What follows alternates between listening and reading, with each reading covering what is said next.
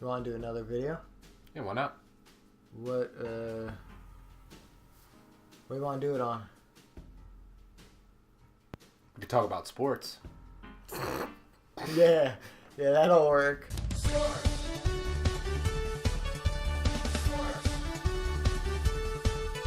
Nah, dude, let's look. We can talk about my favorite director, David Lynch, and all of his works.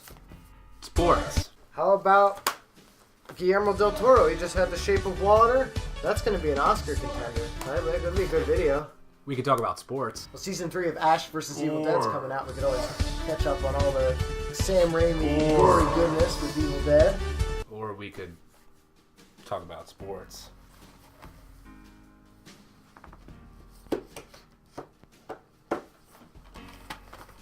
You like Dragon Ball Z? I think we're going to talk about the NFC and AFC championship games.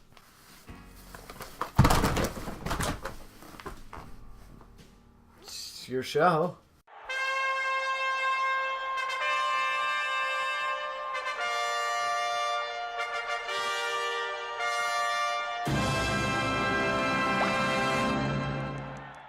What are the extra stools for?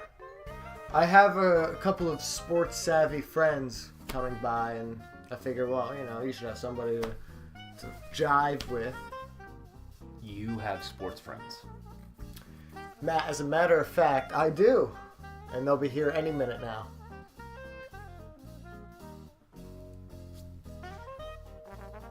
Two hours later. I guess I don't.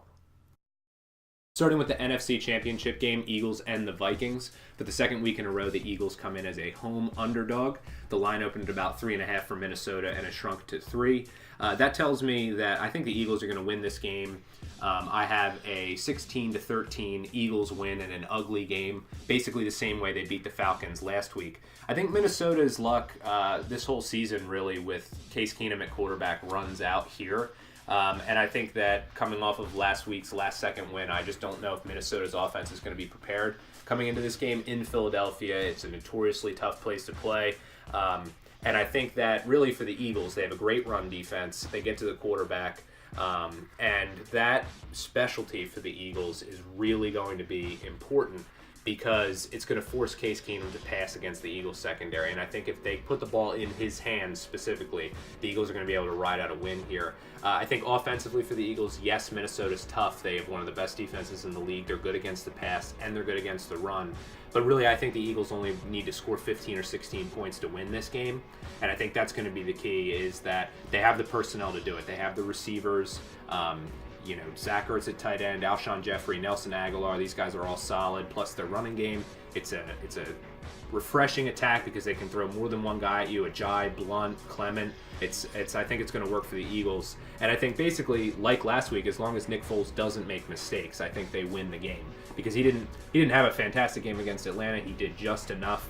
And I think for Minnesota, they're going to have to rely on the pass to beat the Eagles. And I think that when you have Case Keenum, sitting back in the pocket, waiting to throw a pass, I think the way that the Eagles' defensive line operates, that's playing right into the Eagles' trap, and that's going to force turnovers, and I think it's going to be a successful game for the Eagles. I think look for guys like Brandon Graham and Fletcher Cox to have really key games here. And I think the Eagles grind out a victory, 16-13, something like that, 15-13, an ugly game. But I'm going Eagles, and I think that they beat the line. Moving to the AFC Championship game, Patriots and Jaguars. The line opened about 9 points for the Patriots. It shrunk to 7 or 7.5, depending on what book you look at, mainly because of a Tom Brady hand injury. Cut his hand in practice, and I think he had a couple stitches put in, but I'm not expecting that to really play a role in this game. I think that the Patriots are going to be able to win, although I would be tentative picking them against the spread, where they're favored by over a touchdown in some books. Like I said, 7.5 points. I think that this is going to be like a 4 or 5 point win for the Patriots. I'm taking them 24-20. The Jaguars have a great secondary, and they defend the pass really well. Guys like A.J. Boyo, Jalen Ramsey.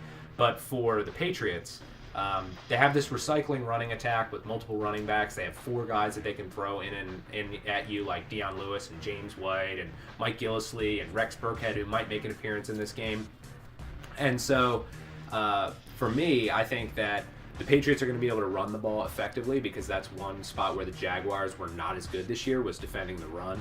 And I think if the Patriots can establish a rushing attack and do kind of what they did to the Colts last year, basically pound the air out of the football, run the ball, take time off the clock, and then all they really need Tom Brady to do is have an average game. If he has an average Tom Brady game, he doesn't really turn the ball over, throws for 200, 250 yards, I think that they score enough points to beat Jacksonville because, surprisingly, people talk about the Patriots' defense, but they ended up with the 5th best scoring defense this year.